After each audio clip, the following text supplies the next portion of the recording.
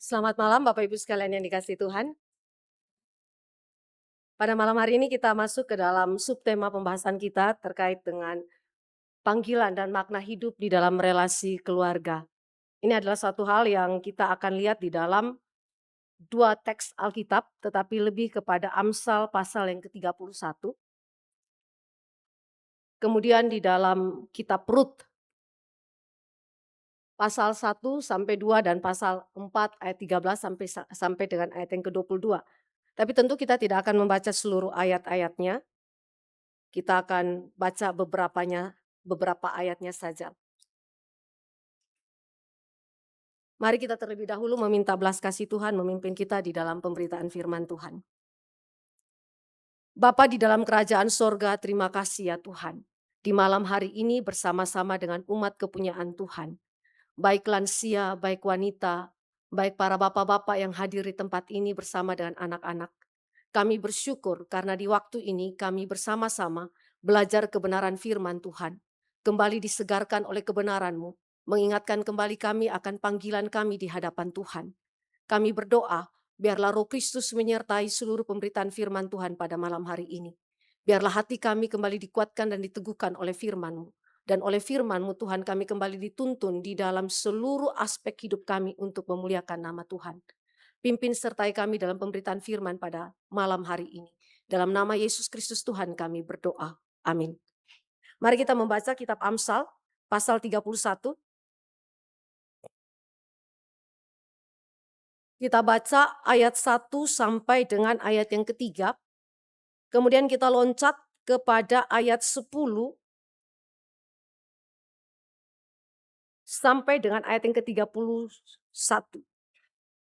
Amsal 31 ayat 1 sampai ayat yang ketiga kita baca secara bersama-sama. Dua-dua, ya. Inilah perkataan Lemuel, Raja Masa yang diajarkan ibunya kepadanya. Apa yang akan kukatakan anakku, anak kandungku, anak nasarku? Jangan berikan kekuatanmu kepada perempuan dan jalanmu kepada perempuan-perempuan yang membinasakan raja-raja. Kemudian lanjut kepada ayat 10 sampai ayat 31 kita baca secara bergantian. Saya baca ayat-ayat yang genap, Bapak Ibu sekalian membaca ayat-ayat yang ganjil. Istri yang cakap siapakah akan mendapatkannya? Ia lebih berharga daripada permata.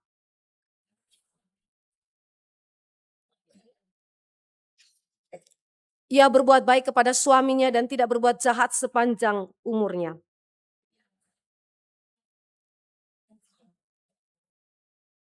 Ia serupa kapal-kapal saudagar, dari jauh ia mendatangkan makanannya.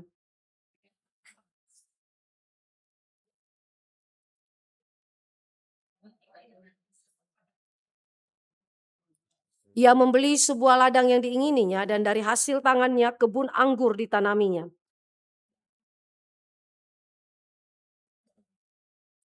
Ia tahu bahwa pendapatannya menguntungkan. Pada malam hari pelitanya tidak padam.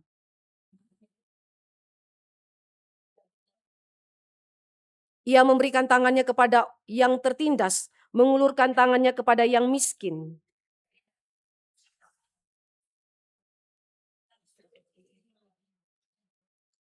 Ia membuat bagi dirinya permadani lenan halus dan kain ungu pakaiannya.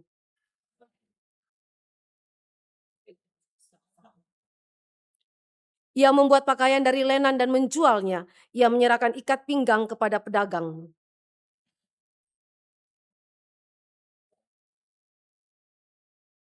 Ia membuka mulutnya dengan hikmat, pengajaran yang lemah lembut ada di lidahnya.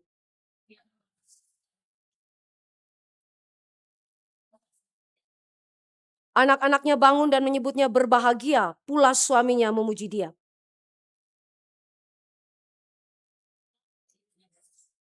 Kemolekan adalah bohong dan kecantikan adalah sia-sia, tetapi istri yang takut akan Tuhan dipuji-puji.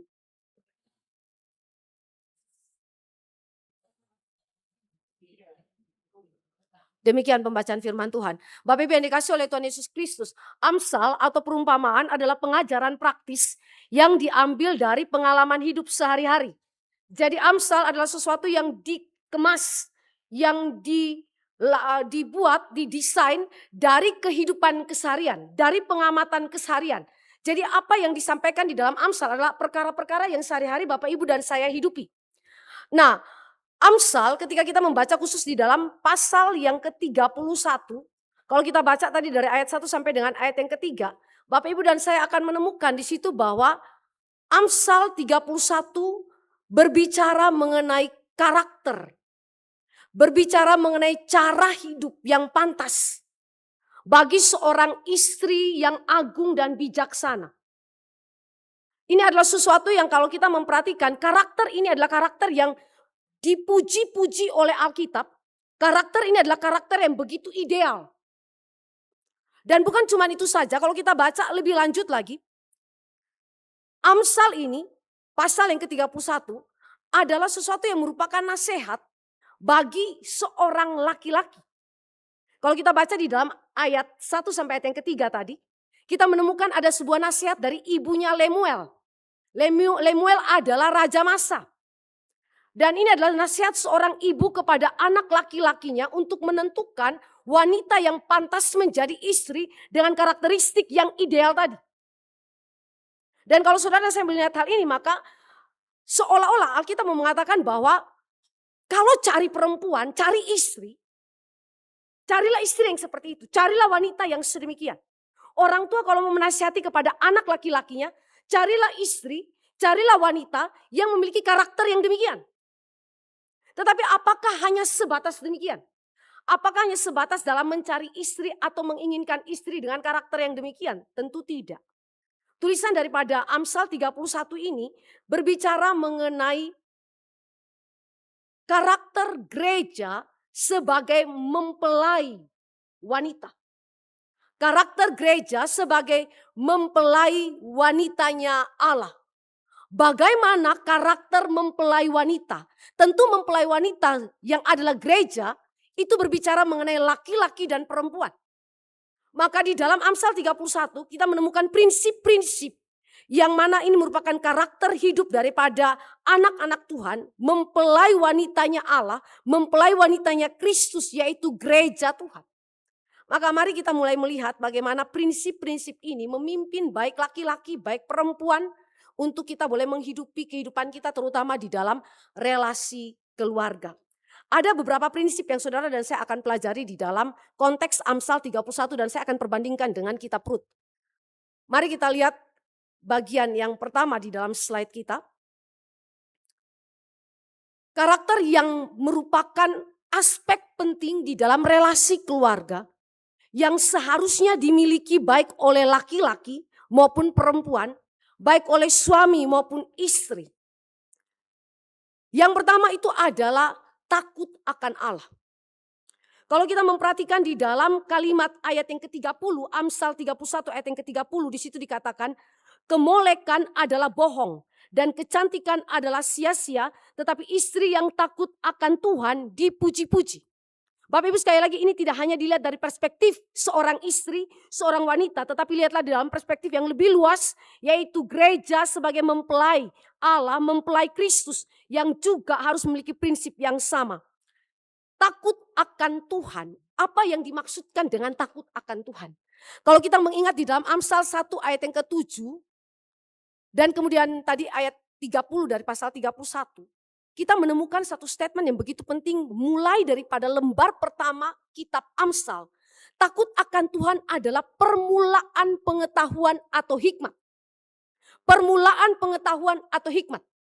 Relasi di dalam keluarga yang dibangun oleh seorang laki-laki dan seorang perempuan, suami dan istri. Dan kemudian membentuk keluarga dalam arti orang tua dan anak di dalamnya, saudara. Tidak mungkin tidak ada yang namanya takut akan Tuhan. Takut akan Tuhan adalah suatu karakter yang begitu penting. Dan menariknya Alkitab berkata bahwa takut akan Tuhan adalah permulaan pengetahuan dan hikmat. Di dalam Alkitab ada dibedakan dua macam istilah takut. Ada yang namanya worldly fear, ada yang namanya godly fear. Worldly fear itu adalah suatu rasa takut yang karena ketakutan dihukum. Contoh kalau anak itu dia taat sama papa sama mama. Kita perintah sesuatu hal lalu dia ikut sama kita. Bukan karena dia hormat dan mengasihi kita. Tetapi karena dia takut nanti dipukul sama papa mamanya. Dia takut kalau dirotani sama papa mamanya. Ini namanya worldly fear. Ya. Demikian juga relasi kita dengan Allah. Worldly fear ini adalah sesuatu yang kalau saudara berjumpa dengan Allah, saudara begitu ketakutan, saking ketakutannya, kita akhirnya taat sama Tuhan, tunduk sama Tuhan, tetapi sebenarnya hati kita tidak mengasihi Tuhan, hati kita tidak hormat sama Tuhan. Ini saudara bisa bandingkan dengan misalnya Martin Luther sebelum dia itu bertobat, saudara, benar-benar mengalami anugerah Tuhan. Ketika orang berbicara mengenai nama Yesus Kristus saja dia begitu ketakutan sekali. Karena dia memandang Yesus Kristus itu seperti hakim yang begitu kejam. Tidak ada relasi kasih. Sehingga ketika dia melihat kepada Allah itu dia memandang Allah sebagai hakim yang menghakimi kita. Nah itu namanya worldly fear. Tetapi beda dengan godly fear. Takut akan Tuhan yang dimaksudkan di sini adalah godly fear. Yang mengacu kepada kualitas rohani yang dihasilkan oleh karya Roh Kudus di dalam hati orang percaya. Kualitas rohani yang dihasilkan oleh karya Roh Kudus. Dan ini berkaitan dengan disposisi hati. Kalau saudara dan saya mengingat natur dosa kita adalah disposisinya itu cenderung untuk lawan Tuhan. Melawan Tuhan apa saja. Dalam kehidupan kita secara praktis. Mulai anak-anak ya bahkan dari dalam kandungan Alkitab bilang kita adalah pemberontak kepada Tuhan. Maka disposisi hati kita sebagai orang yang berdosa adalah melawan Tuhan. Tetapi ketika kita diubahkan oleh Roh Kudus, maka yang ada adalah disposisi hati kita, kecenderungan hati kita, pikiran, perasaan, kehendak hati kita, itu adalah diubahkan oleh Allah dari yang takut karena hukuman, menjadi takut karena mengasihi Tuhan, sebab Allah sudah lebih dahulu mengasihi kita dalam Kristus. Menghormati Allah kita, sehingga apa saja yang kita kerjakan, bahkan di dalam kehidupan rumah tangga kita, relasi suami dan istri, kasih suami dan istri, kasih orang tua terhadap anak, dimotivasi, digerakkan, didrive oleh penghormatan kita kepada Tuhan. Oleh kasih kita kepada Tuhan. Kalau tidak ada takut akan Tuhan saudara, ini menjadi suatu kebahayaan besar di dalam relasi rumah tangga Kristen. Saudara dan saya bisa temukan di dalam kehidupan rumah tangga Kristen. Banyak sekali orang Kristen itu bercerai. Banyak terjadi perzinahan di dalam rumah tangga Kristen. Kalau enggak ada perzinahan, ada yang namanya saling tidak menghormati satu terhadap yang lain. Suami menganggap diri superior terhadap istri. Istri kadang-kadang menganggap diri superior terhadap suami. Atau inferioritas terjadi di dalam. Kenapa begitu saudara? Karena tidak ada penghormatan kepada Tuhan. Orang yang tidak hormat kepada Tuhan, jangan pikir dia akan hormat istrinya, jangan pikir dia akan kasihi istrinya. Sebaliknya, kalau istri tidak hormat sama Tuhan, jangan pikir dia akan hormat sama suaminya, kasihi suaminya. Tidak mungkin saudara. Maka di dalam relasi keluarga saudara, saudara dan saya harus pikirkan dengan matang bahwa kehidupan kekristenan, keluarga Kristen harus ada yang namanya takut akan Allah. Disposisi jiwa kita harus cenderung kepada Tuhan, menghormati Tuhan. Karena itu saudara, Alkitab memuji-muji perempuan yang ada di dalam Amsal 31 saudara. Dan bahkan ini yang dianjurkan oleh Ibu Lemuel, raja di masa itu saudara. Kenapa saudara? Karena karakteristik ini begitu penting di dalam membangun rumah tangga kita. Hasil daripada takut akan Tuhan, Alkitab bilang pengetahuan, knowledge. Tadi Pak Tama sudah sempat bicara mengenai knowledge, pengetahuan dan juga hikmat. Pengetahuan knowledge itu berbicara mengenai pengertian yang benar. Mengenal dunia, mengenal diri sendiri sebagai ciptaan dari Allah yang maha kuasa dan maha kasih. Bapak Ibu, ini adalah sesuatu yang begitu penting. Di dalam teologi reform saudara, itu dibedakan menjadi dua macam pengetahuan. Ada yang namanya pengetahuan yang menyelamatkan, ada yang bukan menyelamatkan. Pengetahuan yang menyelamatkan saudara adalah pengetahuan yang berkaitan dengan pemahaman, pengenalan saudara kepada Allah saudara, kepada Allah yang sejati. Dan di saat yang sama kita mengenal diri kita, mengenal dunia ciptaan Allah dari perspektif Allah itu sendiri. Jadi bukan dari perspektifnya kita.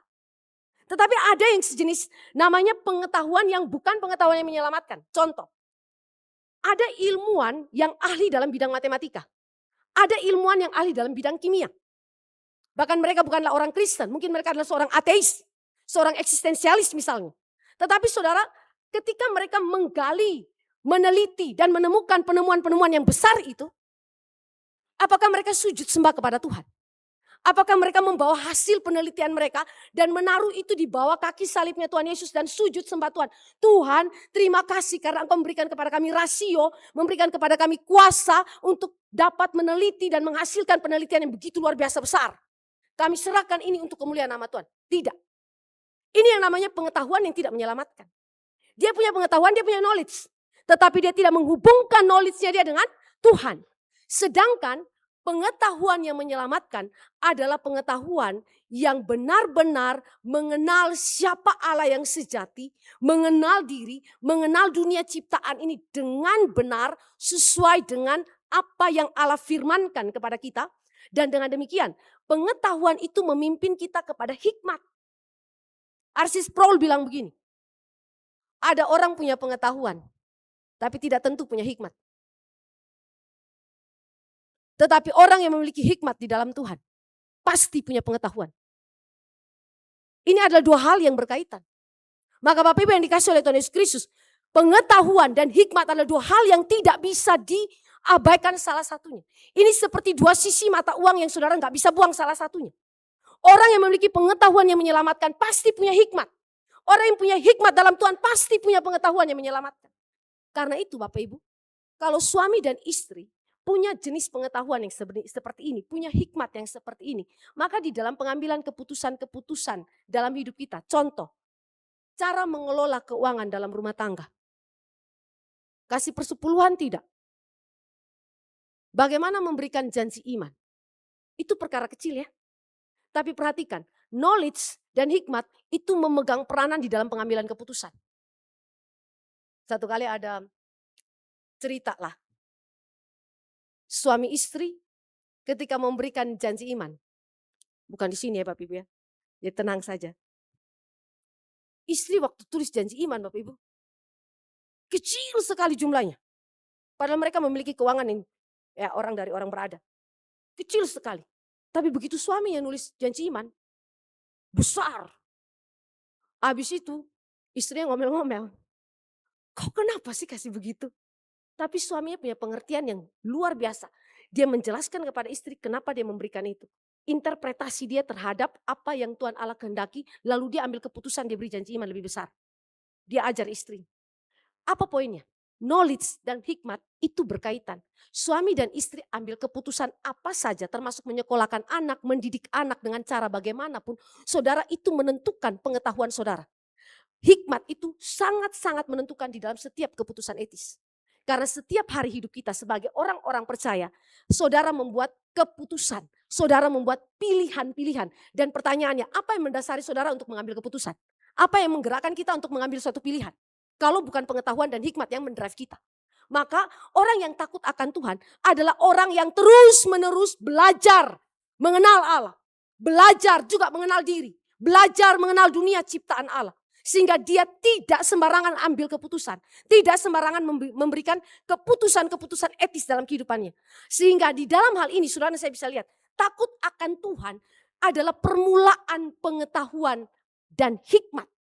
Sehingga orang yang hanya takut akan Tuhan saja. Yang dimungkinkan memiliki pengetahuan dan hikmat yang menyelamatkan. Di luar daripada takut akan Tuhan tidak ada itu. Maka saudara yang dikasih oleh Tuhan Yesus Kristus, betapa penting kita sebagai keluarga-keluarga Kristen memiliki prinsip ini, takut akan Tuhan. Next slide. John Calvin berbicara mengenai sumber pengetahuan yang juga adalah hikmat sejati bagi orang-orang percaya. Calvin berbicara mengenai duplex cognitio Dei.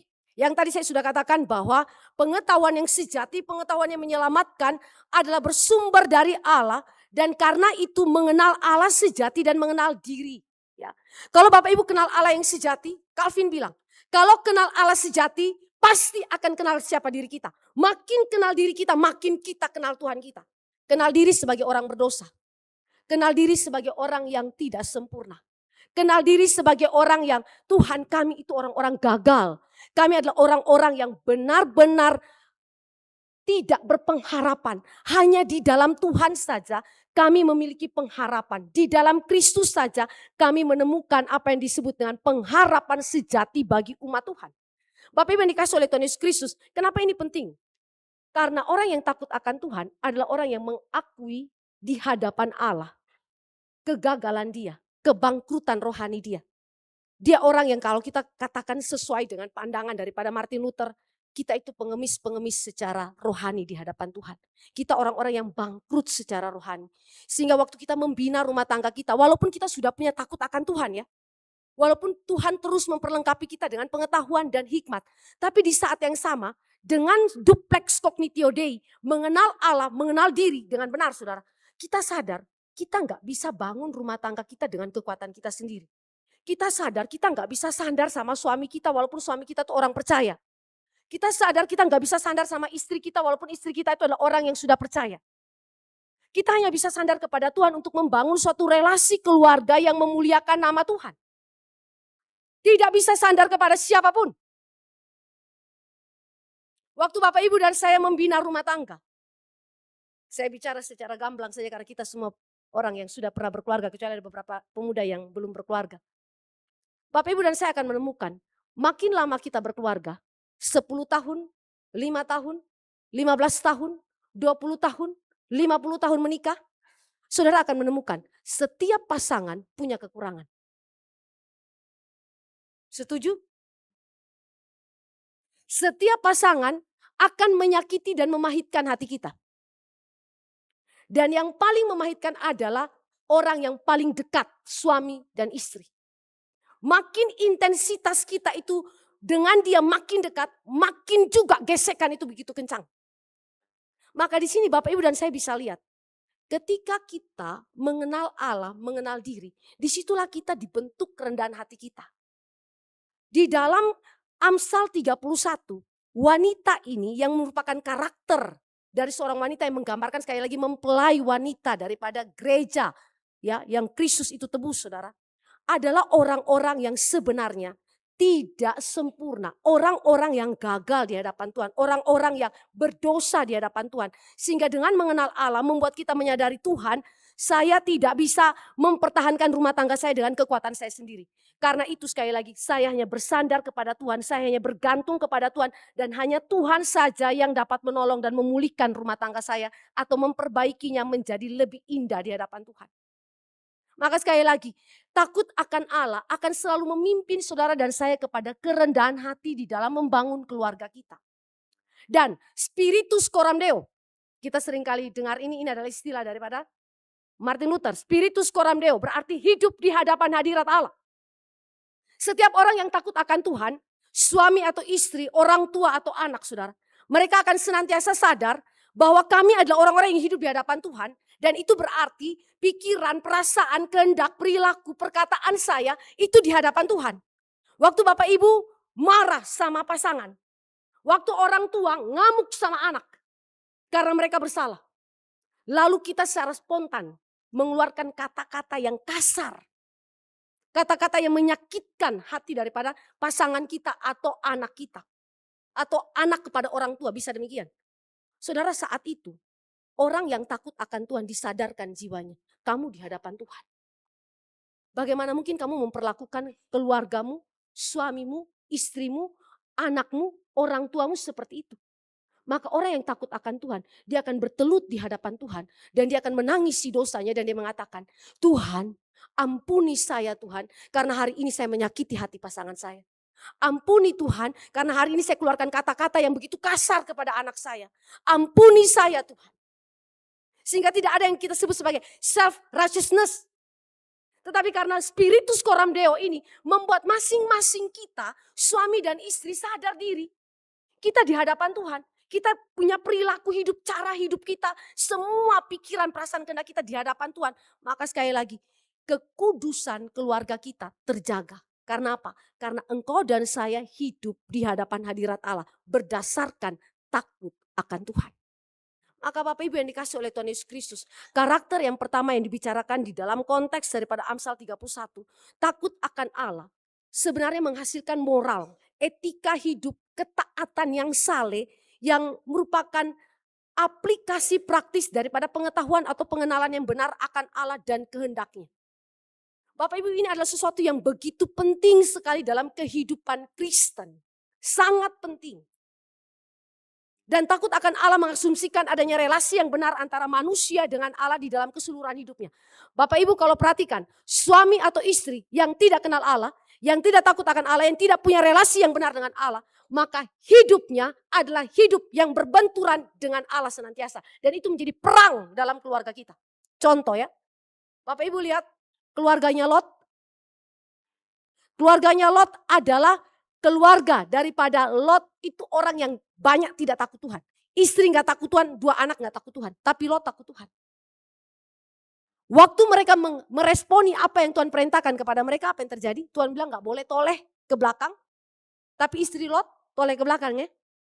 Beda sikap perilaku karena apa? Yang satu takut Tuhan, yang satu gak takut Tuhan. Berikutnya, Bapak Ibu juga bisa lihat di dalam keluarga-keluarga yang lain. Contoh misalnya istri Ayub dan Ayub. Waktu meresponi penderitaan. Istri Ayub waktu lihat penderitaan terjadi, apa yang dia lakukan? Dia bilang sama suaminya, kutukilah Allahmu dan matilah engkau. Ini kalau punya istri kayak begini Bapak Ibu, gimana kira-kira ya perasaan suami ya? Begitu berkelimpahan kamu senang-senang, begitu menderita susah payah kamu ngamuk-ngamuk, malah kutuk saya mati. Ya. Lalu istrinya Ayub itu ditegur sama Ayub. Apakah engkau hanya mau menerima yang baik saja dari tangan Tuhan dan tidak mau menerima yang buruk? Bapak Ibu yang dikasih oleh Tuhan Yesus Kristus, apa yang saya mau katakan? Suami istri kalau nggak takut Tuhan salah satu pasangan saudara, ini bahaya besar. Maka mari kita sebagai orang tua juga ingatkan kepada anak-anak kita yang mungkin akan menikah. Carilah pasangan yang takut akan Tuhan. Karena itu adalah karakter yang menjadi syarat utama di dalam kehidupan praktis kita dan juga dalam kehidupan kita membina rumah tangga kita ataupun saat ini kita terus mempertahankan rumah tangga kita di dalam karakter yang pertama. Kedua, karakter yang kedua yang kita bisa lihat adalah bijaksana atau cakap. Di dalam Amsal 31 ayat 10a, mari kita lihat. Istri yang cakap, siapakah akan mendapatkannya? Ia lebih berharga daripada permata. Apa yang dimaksudkan dengan kata cakap di situ? Luther mengatakan cakap itu virtuous woman. Ini bicara mengenai karakter, hati dan pikiran yang baik, yang agung, yang menjadikannya terhormat, yang membawa berkat. Ini perempuan yang menunjukkan karakter yang agung. Kalau kita coba bandingkan dengan Amsal 11 ayat 16 dan Amsal 13 ayat yang ke-15, kita menemukan di situ karakter yang agung itu seperti apa. Karakter yang menggambarkan hati dan pikiran yang baik itu seperti apa. Amsal 11 ayat 16 mengatakan, hati yang baik menjadikannya terhormat dan terberkati. Amsal 13 ayat 15 mengatakan bahwa pikiran yang baik mendatangkan kehormatan dan berkat bagi suami, anak, dan keluarga. Di titik ini saya mau ambil contoh untuk kita semua adalah Ruth ya Bapak Ibu. Kita tahu mengenai kisah Ruth. Ruth adalah seorang yang kalau kita perhatikan di dalam pasal yang pertama ayat yang ke-16, mari kita baca Ruth pertama ayat 16 sampai dengan ayat yang ke-17.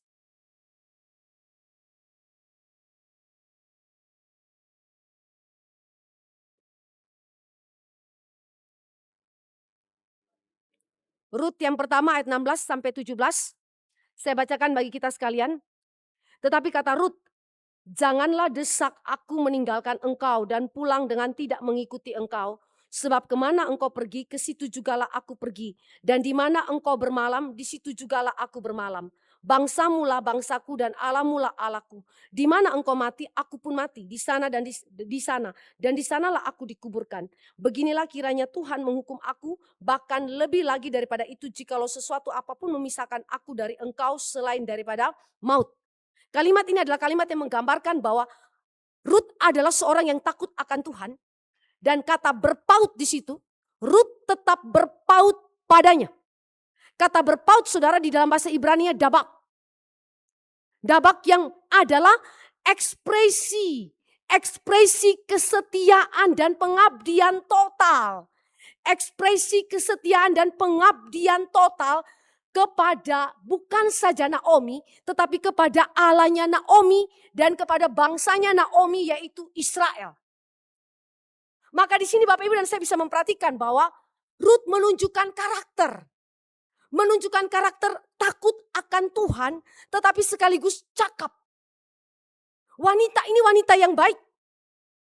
Dia tahu bahwa mertuanya nggak punya apa-apa. Mertuanya itu miskin. Kalau pulang ke Yehuda pun belum tentu dia punya harta. Mertuanya sudah begitu tua. Gak bisa dijadikan sebagai pengharapan bagi seorang Rut yang masih muda. Dia bisa pulang seperti Orpa untuk cari suami yang lain. Mencari penghidupan yang lebih baik di Moab. Tetapi apa yang dilakukan oleh Rut menggambarkan karakter yang terhormat. Menggambarkan cakap. Menggambarkan apa yang kita sebut dengan kalimat ini, virtuous woman. Ya, hatinya itu baik. Pikirannya tidak ada memikirkan apa yang menjadi keuntungan. Kalau saudara lihat Orpa tuh orangnya oportunis juga ya. Yang menguntungkan bagi dia ya dia ambil begitu. Kalau Ruth tidak oportunis. Orang oportunis itu dia bahkan mengkompromikan kebenaran demi apa yang dia inginkan. Tetapi saudara perhatikan bahwa Ruth menggambarkan karakter, hati, pikiran yang baik, yang agung, yang menjadikannya terhormat, berkat. Bahkan Alkitab berkata di situ bahwa perempuan yang seperti ini, istri yang seperti ini adalah seperti permata, lebih daripada permata. Apa yang dimaksudkan dengan penggambaran yang lebih daripada permata ini Bapak Ibu? Ini menggambarkan bahwa dia adalah seorang yang begitu-begitu berharga ya. Kalau kita lihat di dalam penjelasan daripada Alkitab, kita menemukan di situ bahwa dia seorang yang benar-benar menunjukkan karakter yang begitu luar biasa sehingga orang ini adalah orang yang jauh lebih berharga bahkan daripada harta kekayaan. Karena karakter yang demikian. Kita bisa lihat itu di dalam kehidupan daripada Ruth. Nah, kata cakap juga adalah kata yang diambil dari metafora militer. Yang menunjukkan kekuatan, kuasa. Ya, untuk mendeskripsikan bahwa perempuan ini adalah perempuan yang adalah pejuang. Dia pejuang. Ya. Dia bukan saja seorang yang berkarakter baik, seorang yang terhormat, tetapi juga dia adalah seorang pejuang. Kalau kita lihat di dalam penjelasan daripada kitab Amsal maupun kita coba perbandingkan dengan kitab Rut, Bapak Ibu akan menemukan bahwa wanita ini adalah wanita yang memberi hidup dan kekuatannya untuk memperjuangkan hidup dan kebahagiaan keluarga dan sesama. Orang yang berjuang, yang bukan saja memikirkan dirinya sendiri tetapi memikirkan keluarganya. Bapak Ibu, ini adalah sesuatu yang penting sekali karena seringkali wanita karir terjebak di dalam konteks berpikir bahwa dia kejar karir, tapi dia abaikan pekerjaan pelayanan di dalam rumah tangga. Ada orang yang juga sibuk dalam pelayanan, tetapi dia abaikan pelayanan dalam rumah tangga. Sebaliknya, ada yang begitu sibuk dalam rumah tangga, tetapi dia abaikan pelayanan di dalam gereja. Ini adalah sesuatu yang sebenarnya tidak boleh terjadi demikian. Saudara, saya memperhatikan di sini bahwa wanita ini adalah wanita yang memberi kekuatan hidupnya, perjuangan hidupnya untuk keluarga dan sesama. Yang berarti ketika dia bekerja bukan untuk dirinya tetapi untuk Tuhan pertama dan kemudian dia melayani keluarganya dan melayani sesamanya. Saudara bisa lihat itu misalnya contoh di dalam konteks daripada Rut. Kalau kita lihat di dalam Rut pasal 2 ayat 17 sampai ayat yang ke-23 Bapak Ibu. Kita menemukan Rut sudah bersama dengan Naomi ada di wilayah Yehuda ya. Dan kita tahu bahwa Naomi adalah seorang yang miskin. Perempuan Moab datang ke Yehuda ikut mertua tapi mertuanya miskin luar biasa. Tetapi apa yang dilakukan oleh Rut? Alkitab mengatakan bahwa Rut adalah tulang punggung keluarga. Dia mengikuti mertuanya dan dia cari nafkah untuk Naomi dan untuk dirinya sendiri. Bahkan di dalam Rut 4 ayat 15b. Orang memuji Rut itu sebagai wanita yang lebih dari 7 anak laki-laki. Lebih dari 7 anak laki-laki saudara. Ini bicara mengenai kekuatan daripada perempuan. Nah pertanyaannya kalau kita sebagai ibu-ibu yang bekerja, ibu-ibu yang disebut sebagai kaum profesional, mungkin kita perlu pikir, untuk apa saudara bekerja? Karir saudara itu untuk apa? Karena ketika kita mengatakan bahwa kita melayani keluarga, melayani Tuhan, maka karir itu ditujukan untuk melayani Tuhan dan melayani keluarga kita. Kalau karir itu sampai mengambil waktu kita dan kemudian menghabiskan segala waktu kita, tidak lagi ada waktu untuk Tuhan, tidak ada lagi waktu untuk keluarga, saudara. Saya kira jangan-jangan karir itu sudah jadi berhala. Ada orang yang bekerja, tinggalnya di Sukabumi, kerjanya di Tangsel. Dia jalan pagi-pagi, subuh, pergi ke Tangsel. Pulang dari Tangsel, kerja sudah sampai malam hari. Balik sampai di Sukabumi, tiba itu sekitar jam 11, 12 malam. Gak ketemu anak, suami datang suami sudah tidur. Anak sudah tidur. Jadi apa gunanya kerja seperti itu? Kalau Bapak Ibu dan saya memperhatikan di dalam hal ini, Ruth tidak berpikir demikian, saudara. Ruth justru mengeluarkan seluruh tenaganya, effortnya, semua perjuangannya adalah untuk kebahagiaan keluarga. Dalam hal ini Naomi, dia hidupi. Dia bekerja keras. Kalau kita membaca lebih lanjut di dalam pasal 2, saudara, di dalam kitab Rut, kita akan menemukan di sana bahwa dia kerja sepanjang hari dari pagi sampai petang. Dan dia memperoleh hasil begitu banyak. Dia pulang, dia bawa untuk mama mertuanya dan dia sukacita. Ini anak mertua sayang, anak menantu sayang sama mertua. Sayang itu kayak mama kandung. Kalau hari ini mertua sama menantu seringkali berkelahi, saudara. Yang mertuanya maunya apa, menantunya maunya apa, begitu kan ya. Apalagi kalau tinggal satu rumah gak akur. Tapi coba lihat Naomi dan juga Ruth. Keindahan karakter, cakap, bijaksana, virtuous woman. Hatinya itu teraplikasi di dalam perjuangan kerjanya dia. Maka di sini saudara saya bisa lihat bahwa wanita pejuang ini adalah wanita yang hidup. Ya, yang hidup dan kekuatannya mendatangkan kehormatan bahkan bagi suaminya. Jadi seharusnya ketika wanita itu bekerja, saudara, kita bicara mengenai wanita karir misalnya. Wanita itu kalau bekerja seharusnya dia bekerja untuk mendukung kehormatan suami. Mendukung seluruh penghidupan daripada keluarga bersangkutan. Dalam arti bahwa bukan dia pencari nafkahnya, bukan. Tetapi karena suaminya mencari nafkah, istri mendukung dia. Suami. Jadi ini menopang, saling menopang di sana. Jadi bukan terutama untuk kepentingan daripada wanita bersangkutan. Nah, poinnya adalah di sini bahwa kita belajar di dalam kehidupan keluarga, saudara. Bagaimana perjuangan, bagaimana pekerjaan yang kita kerjakan, baik oleh suami, baik oleh istri. Pertama-tama untuk Tuhan, tetapi juga saudara melayani keluarga. Sehingga sedapat mungkin di dalam kehidupan keluarga kita, mari kita belajar untuk saling melayani bahkan melalui pekerjaan, nafkah hidup kita, hasil keuangan kita dan seterusnya. Itu adalah untuk melayani Tuhan dan keluarga yang Tuhan percayakan bagi kita. Tentu bagi sesama yang lain juga, nanti kita akan lihat lebih lanjut. Bapak Ibu, ini adalah sesuatu yang begitu penting ya, karena tanpa kecakapan, tanpa bijaksana yang Tuhan Allah berikan bagi kita, kita akan salah di dalam bekerja, salah di dalam memprioritaskan atau skala prioritas kita itu jadi salah di dalam kehidupan kita. Dan itu bisa menjadi aspek yang menyebabkan cekcok di dalam kehidupan rumah tangga. Bijaksana atau cakap, Alkitab bilang di dalam Amsal 31 ayat 10 dikatakan, siapakah yang akan mendapatkannya? Lalu kita lihat di dalam kalimat ini adalah kalimat yang menggambarkan bahwa perempuan yang demikian itu sulit untuk didapatkan. Mengapa sulit untuk didapatkan? Karena memang pada zaman kini kita sudah jatuh di dalam dosa sehingga itu menjadi suatu kesulitan tersendiri untuk kita mendapatkan karakter yang demikian. Sulit untuk ditemukan. Di satu pihak karena kita manusia berdosa. Tapi di pihak lain ini berbicara mengenai extraordinary woman. Ini berbicara mengenai anugerah Allah. Karakter yang takut akan Tuhan. Karakter yang cakap, yang memiliki hati yang baik, yang nampak di dalam perjuangan kerja keras dia, pelayanan satu terhadap yang lain. Seperti Ruth, menantu yang melayani mertua, yang mengasihi mertua seperti mama kandungnya sendiri. Melayani habis-habisan, saudara. Ini adalah extraordinary woman. Yang berarti bahwa karakter yang demikian kita nggak bisa buat-buat. Bukan sesuatu yang kita hasilkan secara natural.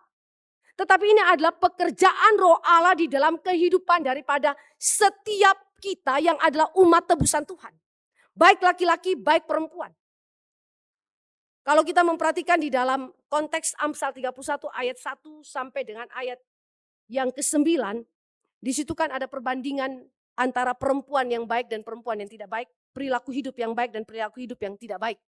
Nah, Bapak Ibu yang dikasih oleh Tuhan Yesus Kristus, ketika perempuan atau wanita yang disajikan di dalam ayat 10 sampai dengan ayat yang ke-31 itu semacam satu kontras terhadap perilaku kebiasaan hidup manusia berdosa yang cenderung untuk terus saja hidup di dalam dosa, tetapi orang yang hidup di dalam Kristus, di dalam iman kepada Kristus, mereka akan terus menunjukkan karakter hidup yang tiap-tiap hari, tiap-tiap waktu itu terus bertumbuh di dalam kehidupan mereka. Nah, di sini Bapak Ibu dan saya bisa lihat perempuan yang demikian sekali lagi atau karakter yang sedemikian bijaksana itu nampak juga di dalam konteks ya mereka mengatur uang, mengatur rumah tangga dan seterusnya. Mari kita coba lihat di dalam Amsal 31 perempuan ini bagaimana mengatur rumah tangganya. Di situ dikatakan ia berbuat baik kepada suaminya dan tidak berbuat jahat sepanjang umurnya. Kata berbuat baik itu mengacu kepada kata cakap. Yang berarti dia menghormati suaminya karena dia menghormati Tuhannya. Dia tunduk kepada suaminya karena dia tunduk kepada Tuhannya. Dia berbuat baik kepada suaminya. Dia melayani suaminya. Dia berjuang untuk menolong suaminya. Ketika suaminya mungkin dalam keadaan ekonomi yang bangkrut, istri tidak tinggal diam. Istri berjuang untuk menolong suami. Berbuat baik, tidak berbuat jahat. Keinginan dia, willingness-nya dia, selalu ingin untuk kemudian melayani suaminya bagi kemuliaan Tuhan. Bapak Ibu, ini adalah sesuatu yang sekali lagi di dalam kehidupan kita sebagai keluarga, tidak selalu kita memiliki willingness yang demikian kan ya. Apalagi kalau kita sudah capek sebagai seorang ibu, sebagai seorang pekerja, ya sebagai seorang istri. Kadang-kadang kita dengan tumpukan pekerjaan yang ada, kita kalau melayani misalnya masak saja kita bisa marah-marah. Capek ini kan ya. Apalagi pulang kerja, datang rumah berantakan. Baru harus kerja bersih ini, bersih itu dan seterusnya, ngurus anak semuanya ya. Pusing kita ya. Maka menjadi sesuatu hal yang membuat kita tuh ngedumel, marah, bersungut-sungut. Sehingga apa yang harusnya kita lakukan dengan baik, dengan sesuatu yang melayani dengan sukacita, itu gak bisa kita lakukan secara ideal. Maka di sini Bapak Ibu dan saya bisa lihat bahwa ketika dikatakan ia berbuat baik kepada suaminya dan tidak berbuat jahat sepanjang umurnya, ini extraordinary. Ini sesuatu yang gak bisa kita perjuangkan sendiri. Karena secara natur berdosa kita, tadi saya sudah katakan bahwa natur berdosa kita cenderung untuk mau selfish. Saya sudah capek, kamu ngerti saya dong, saya sudah capek. Bahkan anak bikin kesalahan kecil kita bisa marahnya besar. Karena kita selfish, mikir diri sendiri. Kita gak pikir melayani orang tua kita, keluarga kita, sebagai pelayanan kita kepada Tuhan. Maka sekali lagi, untuk melakukan berbuat baik kepada suami, tidak berbuat jahat sepanjang umur. Sekali lagi itu anugerah. Maka setiap kali kalau kita mulai merasa bersungut-sungut di dalam pelayanan kita dalam keluarga, kita merasa sudah tidak lagi memiliki kasih yang sesungguhnya dari Tuhan kepada suami atau istri kita. Relasi kita menjadi dingin, sehingga pelayanan kita menjadi pelayanan yang ya begitu saja tetapi tanpa relasi di dalamnya, relasi kasih di dalamnya, maka itu adalah saatnya untuk kita kembali mengingat. Karena anugerah saja kita bisa berbuat baik. Karena anugerah saja bijaksana, cakap itu dapat kita praktekkan dalam kehidupan kita sebagai keluarga. Ini sesuatu yang Bapak Ibu dan saya bisa lihat bahwa panggilan dan makna hidup itu bukan sesuatu yang mudah dikerjakan. Karena itu adalah anugerah Tuhan saja. Bukan karena hasil pekerjaan kita secara natural. Ketiga, karakter yang baik yang Allah berikan bagi kehidupan keluarga adalah tekun dan bekerja keras. Tadi kita sudah lihat, yang pertama adalah takut akan Tuhan, yang kedua bijaksana atau cakap, dan yang ketiga adalah tekun dan bekerja keras. Amsal 31 ayat 15a. Di situ dikatakan, ia bangun kalau masih malam, lalu menyediakan makanan untuk seisi rumahnya, dan membagi-bagikan tugas kepada pelayan-pelayannya perempuan. Bapak Ibu, perempuan yang diceritakan dalam Amsal 31 adalah orang berada. Sehingga dia memiliki sejumlah pelayan, asisten rumah tangga. Tetapi penafsir mengatakan, walaupun dia punya asisten rumah tangga, dia tidak bermalas-malasan. Dia bangun masih malam, menyediakan makanan untuk seisi rumah. Ini bukan berarti dia yang masak sendiri, bukan. Tetapi dia mengorganisir. Dia adalah seorang manajer. Ini wanita adalah wanita yang mengatur, menata kelola rumah tangga. Maka bagi saya pekerjaan rumah tangga adalah pekerjaan seorang manajer. Pekerjaan seorang yang menata kelola segala sesuatu, bahkan perkara-perkara yang detail sekalipun dia latih dirinya untuk mengatur itu semua. Dan dengan demikian suaminya itu percaya kepada dia. Suaminya betul-betul percaya sama sang istri. Alkitab bilang, hati suaminya percaya kepada dia.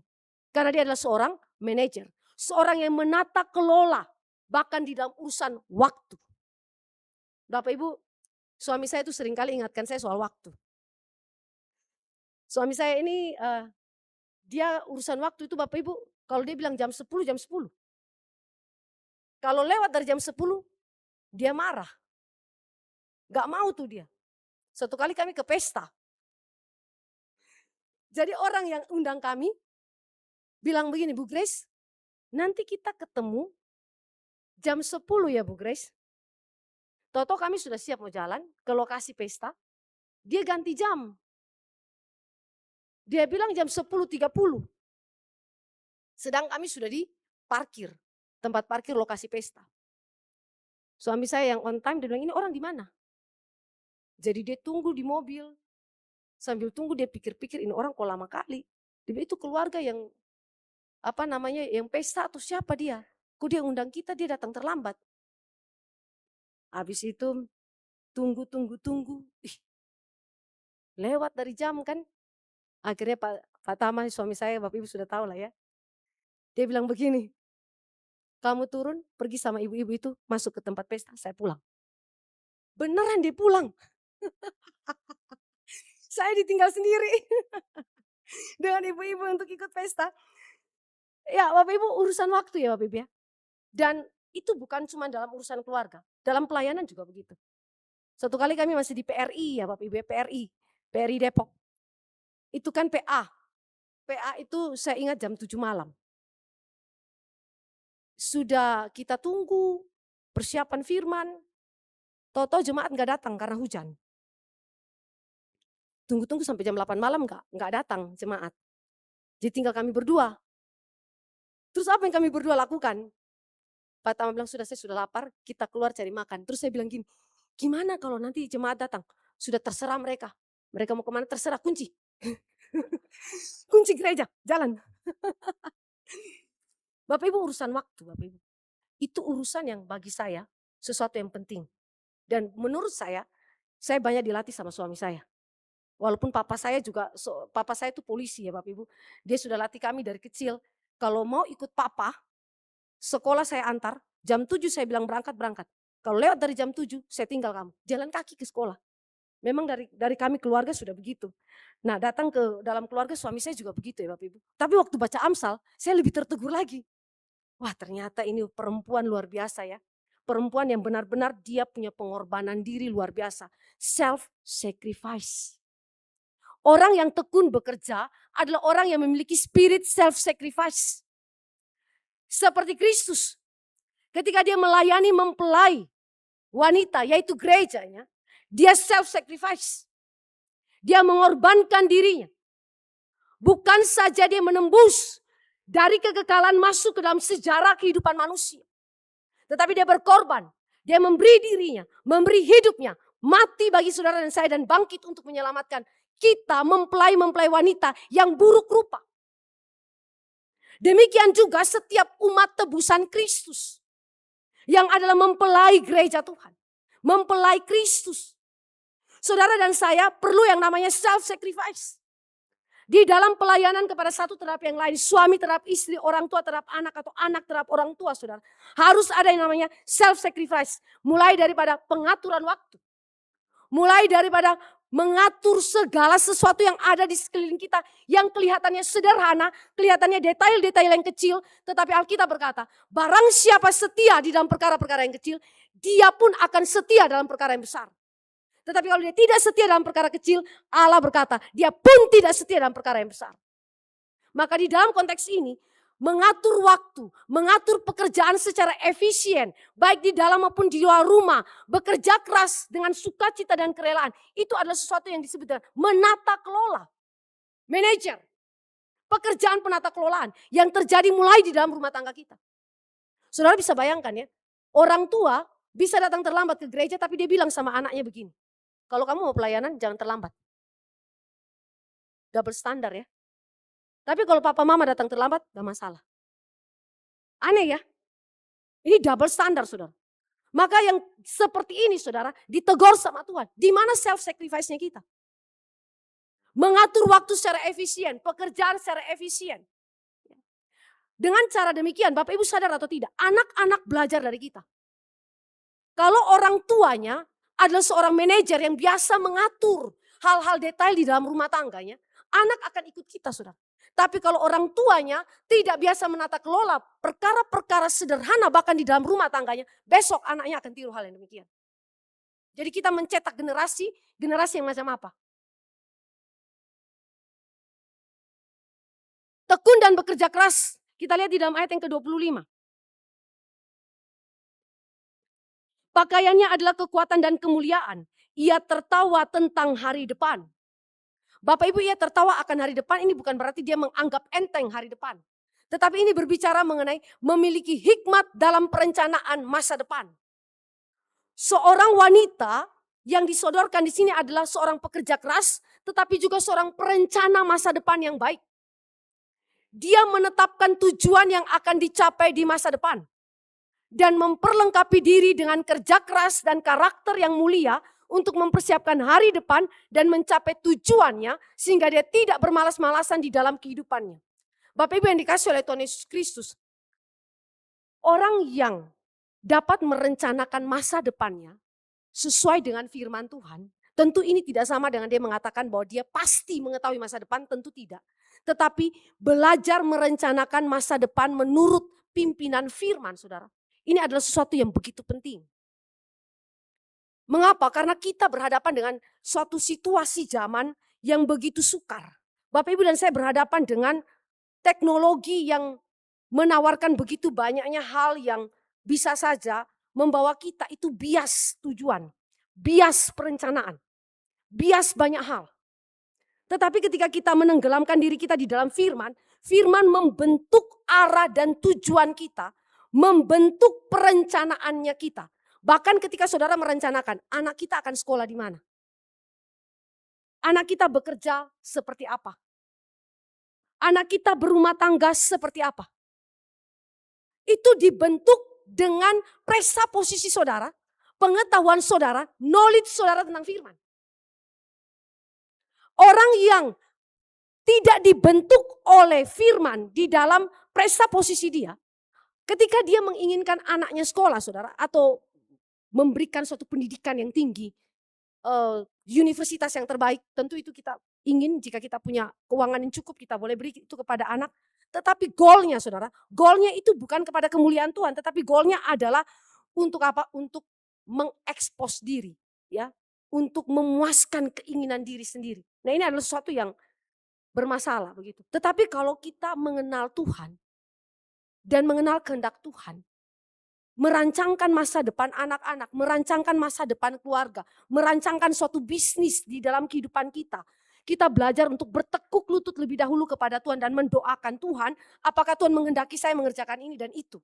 Seperti Yakobus katakan, belajar untuk mengandalkan kehendak Tuhan, mengandalkan Tuhan. Belajar untuk menggumulkan apa yang menjadi kehendak Tuhan di dalam kehidupan kita. Bukan kita berjalan berdasarkan keinginan kita, berdasarkan intuisi natural kita, bukan itu.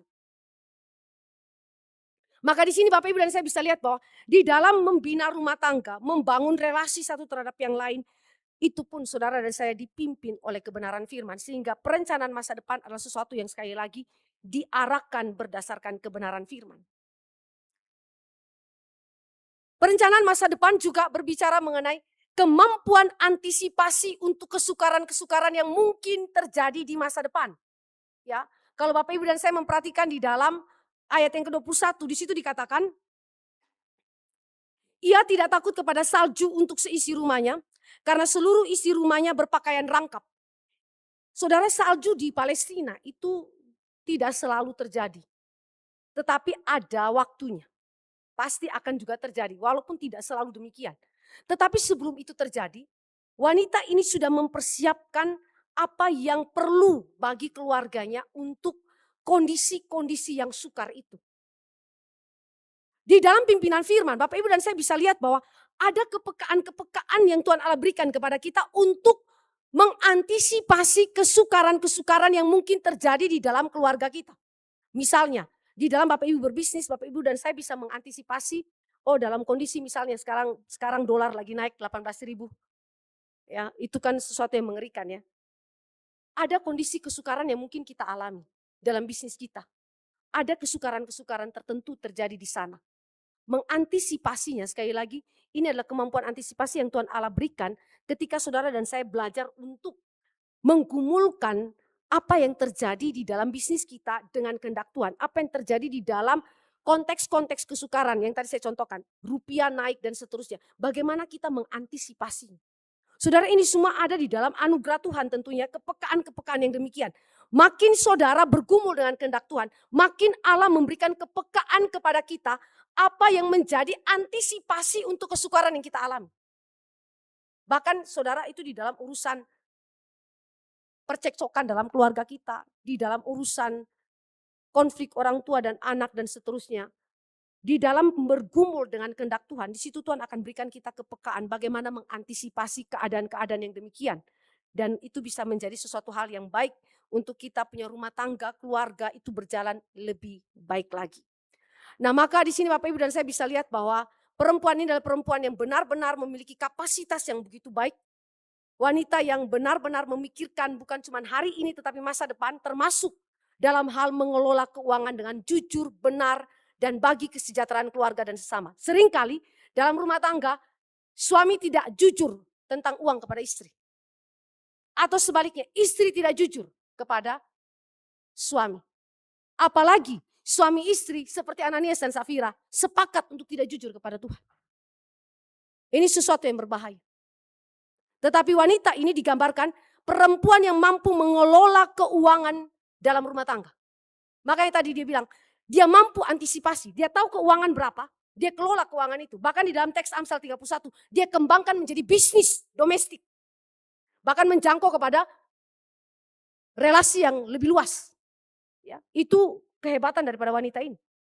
Tetapi saudara, dalam kehidupan kita sebagai orang Kristen yang hidup di dalam zaman ini, saudara, apa yang Tuhan Allah beri bagi kita, belajarlah untuk mengelolanya dengan jujur untuk kemuliaan nama Tuhan. Dan di situ sejahtera terjadi atas rumah tangga kita. Nah, ini adalah sesuatu yang sekali lagi kita belajar tekun, ya belajar kerja keras. Dan yang terakhir kita lihat prinsip yang terakhir. Menjadi berkat bagi keluarga dan sesama. Ini berbicara khusus mengenai kemurahan hati. Perempuan ini adalah perempuan yang sekali lagi dalam keluarga berada, punya segala sesuatu yang baik, yang Allah berikan bagi dia dan dia mengembangkan bisnisnya dengan begitu baik, keuntungannya begitu berlipat kali ganda. Tetapi saudara lihat, dia tidak pelit. Dia tidak genggam keuangannya dia, keuntungannya bagi dirinya sendiri atau bagi keluarganya saja. Tetapi ayat yang ke-20 di situ dikatakan, ia memberikan tangannya kepada yang tertindas, mengulurkan tangannya kepada yang miskin. Wanita ini adalah wanita yang murah hati, memperhatikan orang yang tertindas. Orang yang tertindas dan miskin pada masa itu adalah kelas 2. Kaum marginal, orang yang dihina, diabaikan, dipandang rendah. Ya, baik itu orang Israel, baik itu orang asing. Janda, yatim piatu, budak. Ya. Nah, hak-hak orang yang tertindas yang sedemikian, miskin yang sedemikian diperhatikan, saudara. Maka di sini kita bisa melihat kemurahan hati yang begitu luas ya. Dia bukan saja melihat kebaikan-kebaikan Tuhan itu dan dinikmatinya di dalam kehidupan keluarganya, dia bagikan itu juga kepada orang-orang di sekelilingnya. Dan ini adalah kita sebut sebagai buah daripada pekerjaan Roh Kudus. Semua orang yang hidup di dalam Roh Kudus, dia akan selalu saja memikirkan kemuliaan Tuhan dan melayani sesama, melayani keluarga. Bapak Ibu ingat, Pak Tong pernah beri kesaksian mamanya itu miskin. Mamanya itu juga penjahit amatiran. Ada waktu mereka itu tidak bisa makan seperti yang kita itu punya. Mereka cuma makan bubur. Tetapi Pak Tong bilang, mamanya sekalipun miskin, tapi walaupun mamanya sudah mati, masih ada orang yang datang kembalikan hutangnya. Maksudnya apa? Mamanya dalam kemiskinan, tapi bisa memberikan pinjaman kepada orang lain. Masih ada orang lebih susah dari dia. Dapat uang, dia pakai secukupnya, dia bagi untuk orang lain. Sampai mati, masih ada orang datang bayar hutang sama mamanya. Kebaikan hati, cinta kasih. Bahkan kalau saudara perhatikan, Pak Tong pernah cerita, ketika mereka tidak punya apa-apa, mamanya itu berlutut berdoa, minta kepada Allah di surga. Minta Allah di surga, pelihara keluarga itu. Saudara yang dikasih oleh Tuhan Yesus, kenapa? Kenapa sampai begini? Karena mamanya itu mengerti bahwa kehidupan mereka adalah kehidupan yang berasal dari tangan Tuhan. Kemurahan hati Allah yang pelihara mereka. Maka oleh kemurahan itulah dia juga bagikan kepada orang lain. Apalagi saudara yang punya uang lebih banyak. Kalau kita genggam keuntungan itu untuk diri kita, pelit. Saudara ingat, saudara punya segala sesuatu karena kemurahan Tuhan. Maka beri itu juga dengan murah hati kepada orang lain. Apalagi kepada pekerjaan Tuhan.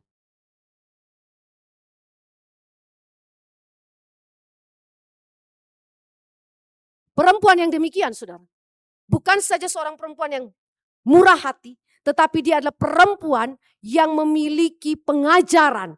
Berkata-kata dengan hikmat dan mengajar dengan lemah lembut. Dia berkata-kata dengan hikmat, mengajar dengan lemah lembut, saudara. Ini berbicara mengenai pengajaran.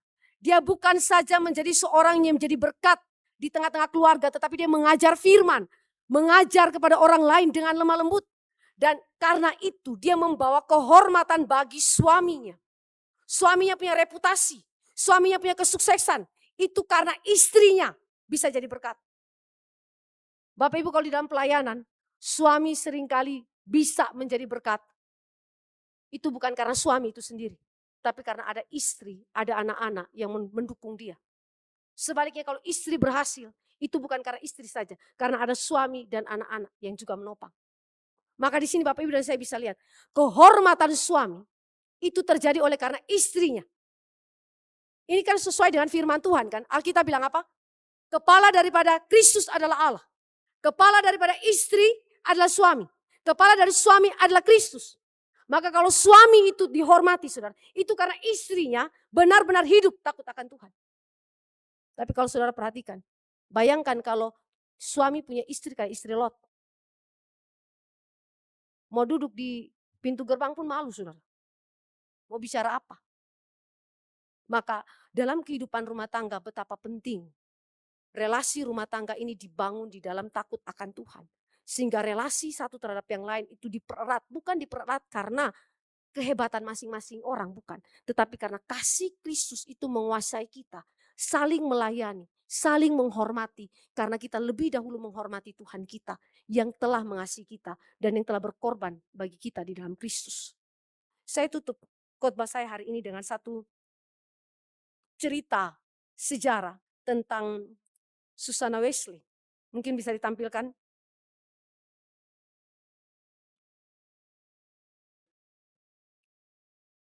Susana Wesley adalah kita kenal sebagai ibu daripada John Wesley dan Charles Wesley. Ibu daripada dua tokoh besar. John Wesley adalah pendiri daripada Metodis. Dan Charles Wesley adalah penulis daripada begitu banyaknya puji-pujian, menggubah dengan begitu banyaknya puji-pujian rohani. Tetapi tahukah Bapak Ibu bahwa dia punya pergumulan yang cukup berat. Dia istri pendeta. Suaminya pendeta. Tetapi suaminya itu sering pergi keluar rumah karena pelayanan. Punya 19 anak. Baru punya satu anak aja udah pusing apalagi 19 anak. 9 anak meninggal waktu kecil. Tinggal 10 anak. Tetapi dia memanfaatkan kehidupannya sebagai seorang istri dan seorang ibu melayani suami dan melayani anak-anak dan melayani sesama dan begitu luar biasa. Bapak Ibu, dia dari remaja, dia menguasai tiga bahasa. Bahasa Ibrani, Yunani, Latin. Dan dia seorang yang dilatih oleh papanya itu untuk biasa debat teologis. Papanya itu pendeta. Dan ketika dia mendidik anak-anaknya, Bapak Ibu tahu dia punya waktu ya. 6 jam sehari mengajar anak, 6 jam sehari. Mengajar anak sastra, musik, matematika, bahasa Latin, bahasa Yunani, teologi. Coba siapa yang bisa kerja itu? Pusing kan kita kan ya? Ini luar biasa saudara ya. Dan tiap anak harus belajar baca sebelum umur 5 tahun. Ini dia yang ajar ya. Kalau belum bisa, gak boleh main sama kakak-kakaknya atau adik-adiknya yang lain. Tiap malam dia selalu mendoakan anaknya satu persatu sebelum tidur. Dan setiap kali suaminya kalau pergi pelayanan, apa yang dia lakukan? Dia kumpulin 200 orang di rumahnya, lalu buat ibadah. Yang khotbah siapa? Susana saudara. Dia khotbah. Dan melalui pelayanannya dia menghasilkan anak-anak yang begitu takut akan Tuhan. Karena dia manajer. Dia adalah seorang yang menata kelola rumah tangganya. Bukan tidak ada pertengkaran di dalam keluarga itu. Ada pertengkaran. Tetapi disitulah mereka belajar bagaimana menerapkan prinsip takut akan Tuhan. Bagaimana menerapkan prinsip bijaksana. Bagaimana menerapkan kerja keras. Mendidik anak. Kerja. Apalagi suami daripada Susana pendeta miskin. Uangnya begitu sedikit. Harus hidupi anak begitu banyak. Dia harus kerja habis-habisan bantu suaminya juga. Ini sesuatu yang luar biasa, berat bebannya. Tetapi kita bisa lihat melalui John Wesley dan juga Charles Wesley. Apa yang menjadi buah daripada seorang wanita yang mulai belajar menerapkan prinsip-prinsip karakter hidup yang baik di dalam hubungan relasi keluarga. Kiranya firman Tuhan ini boleh jadi berkat bagi kita. Mari kita berdoa. Bapa dalam kerajaan sorga, kami datang kepada Tuhan berterima kasih. Oleh karena kasih karunia Tuhan sajalah kami dimampukan untuk boleh menjalankan prinsip firman yang tadi kami sudah renungkan. Betapa kami melihat diri kami begitu sangat sukar, bahkan tidak mampu, tidak berdaya mengerjakan ini semua. Hanya anugerah Tuhan, hanya pertolongan Roh-Mu saja yang menyanggupkan kami. Kuatkanlah kami untuk melakukan apa yang menjadi kehendak Tuhan. Sanggupkan kami melalui anugerah-Mu ya Tuhan. Dalam nama Yesus Kristus Tuhan kami berdoa. Amin. Baik Bapak Ibu, apakah ada pertanyaan dari antara kita? Silakan. Pertanyaan, di WA. Di tengah budaya yang semakin individualistis, bagaimana wanita Kristen dapat membangun keluarga yang mencerminkan kasih setia Allah seperti yang terlihat dalam kehidupan Ruth? Bapak Ibu, kita sebagai orang-orang percaya mengerti bahwa Allah menciptakan kita secara individu tetapi bukan individualistis ya. Komunitas dicipta pertama di dalam Taman Eden itu adalah komunitas keluarga. Maka bagaimana saudara mulai mengalahkan individualistis itu? Pertama-tama dengan mulai untuk diri sendiri belajar untuk mengalahkan selfishnya kita. Untuk mengalahkan apa yang kita sebut tadi di dalam sesi sebelumnya itu menyangkal diri. Kata Pak Jack ya. Menyangkal diri, memikul salib. Ada self-sacrifice di sana. Maka individualistis itu otomatis akan tergerus, terkikis pelan-pelan ketika Bapak Ibu dan saya belajar untuk menyangkal diri, self-sacrifice itu. Membuang apa yang menjadi kenikmatan diri demi kehendak Tuhan dilaksanakan di antara relasi suami istri, orang tua anak, menantu mertua. Kalau Bapak Ibu masih mencoba untuk memperjuangkan kepentingan diri dan bukan kehendak Tuhan, saya yakin tidak akan seperti Ruth dan Naomi. Yang terjadi adalah kucing dan anjing terus-menerus. Tom and Jerry. Itu pasti terus-menerus terjadi. Tapi kalau kita belajar masing-masing ya, mulai belajar mengasihi, belajar mengampuni kesalahan masing-masing dan kemudian mulai memberi diri memberi diri, melayani satu dengan yang lain. Melihat kebutuhan daripada orang tua kita, melihat kebutuhan daripada mertua kita. Oh mereka butuh ini, ada keterbatasan di sana, saya mau beri diri untuk mertua saya. Mungkin dulu saya punya kelakuan begini tidak baik, tapi sekarang saya mau berubah. Saya kira dengan cara demikian individualistis itu pelan-pelan tergerus. Ya, apalagi dengan kalau setiap kali di meja makan, kadang-kadang kan kita selfishnya kita tuh kelihatan kan ya. HP kita main, tapi suami dan istri nggak ngobrol. Anak dan orang tua nggak ngobrol. Itu individualistis. Maka sebaiknya kalau di meja makan, mulai dengan perkara-perkara yang kecil, HP dimatikan. Bicara satu dengan yang lain. Tatap muka, ngobrol, begitu. Ngobrol apa saja. Kadang-kadang kan kita mau ngobrolnya ngobrol apa ya? Apa saja. Mulai cerita dengan perkara-perkara yang sederhana. Bukankah keakraban terbina ketika kita mulai bercerita dengan apa adanya kita? Pelan-pelan dengan sendirinya individualistis itu akan tergerus. Ada lagi pertanyaan yang lain? Ya, silakan. Mungkin mic-nya diberikan.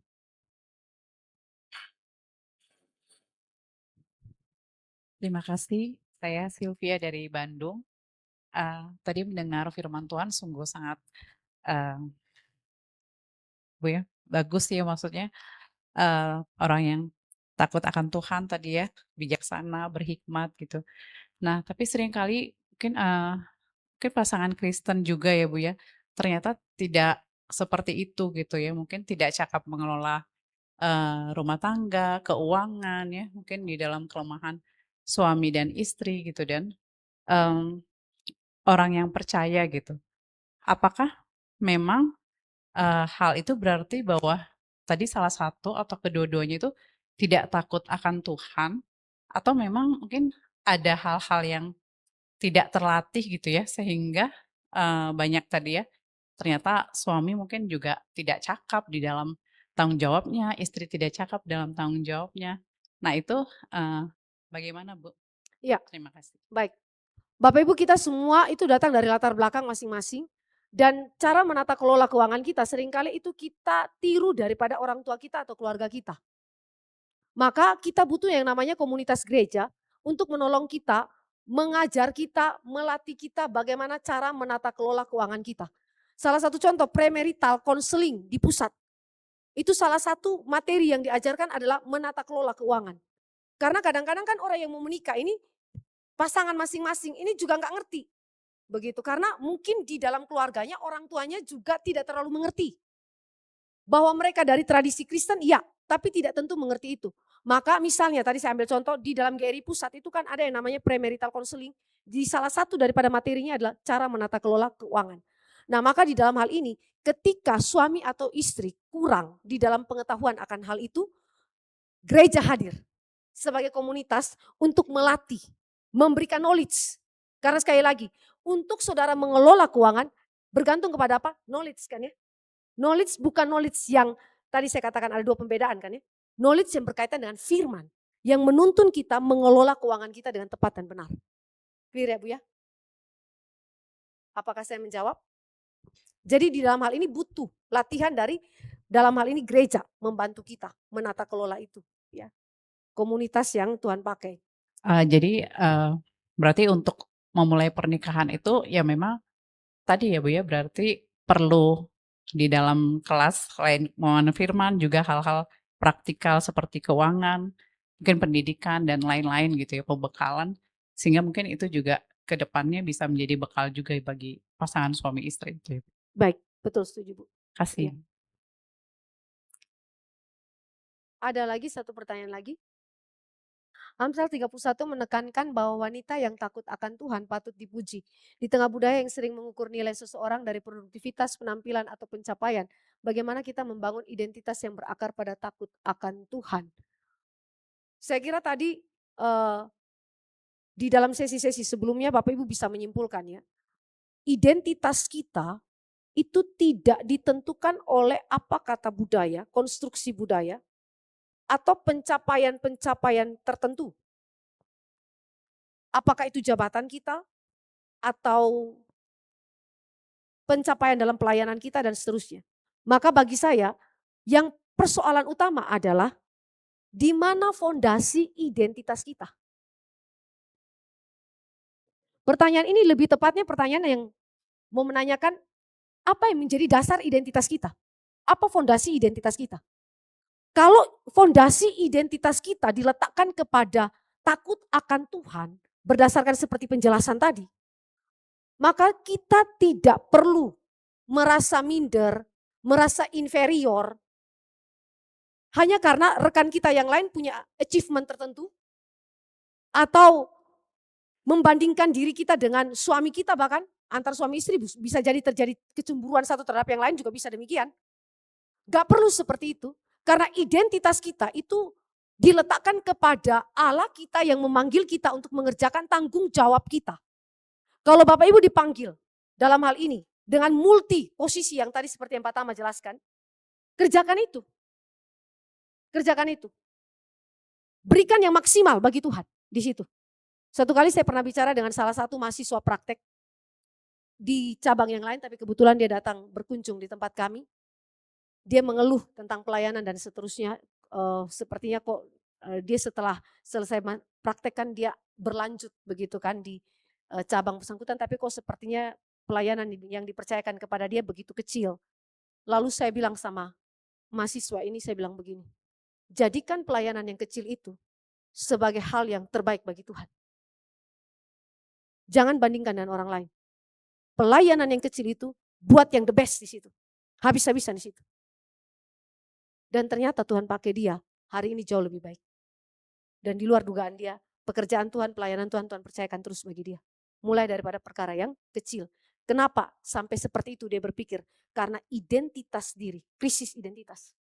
Maka seharusnya kita mulai dengan meletakkan fondasi identitas kita di tempat yang tepat supaya kita juga dapat menyikapi segala sesuatu di sekeliling kita juga dengan baik.